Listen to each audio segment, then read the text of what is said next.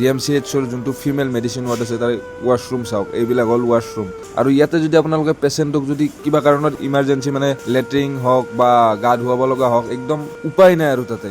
আৰু কিছুমান মই এনেকুৱা বস্তু দেখিলোঁ, এইটো চাওক, ডেড বডিত চেলাইন দিয়াও মই দেখা পালোঁ তাতে GMCত গৈ। আৰু ডক্তৰবিলাকে মানে কোনো ধৰণৰ গুৰুত্ব নাই মানে মানুহৰ প্ৰতি। মানুহ মানে গৈ কিনে পৰি থাকে বিচনাত, তাৰপিছত যদি মৰি যায় কিবা কাৰণত, তো তাৰপিছত আহি পুৰা একদম চেলাইন দিয়া, বেজি দিয়া, কি যে কৰি থাকে। আৰু এইটো মানে ছোৱালীটোৰ দেউতাক আৰু যিটো মৃত্যু হৈছে, দেউতাকটো কেনেকে দৌৰি আছে চাওক, মানে মোৰ দেখা পাই বেয়া লাগি গৈছে। পুৰা একদম দেউতাকটো দৌৰি আছে, মানে ডক্তৰক সুধি আছে নেকি, এতিয়াও কিবা আশা আছে নেকি। তো ডক্তৰে ডিক্লেয়াৰ নিদিয়ে, কিবা ECG আৰু গৈছে এবাৰ সুধিব, তো ECG কৰাব লাগিব। ডেড বডিত ECG কৰাটো একো লাভ নাই না, কিবা লাভ আছে জানো?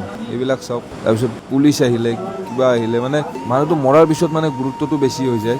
মানুহটো নমৰতে সেইখিনি ব্যৱস্থা কৰক। অসমৰ আমাৰ CM ছাৰক মই অনুগ্ৰহ কৰিছোঁ, মানে কি ক'ম আৰু।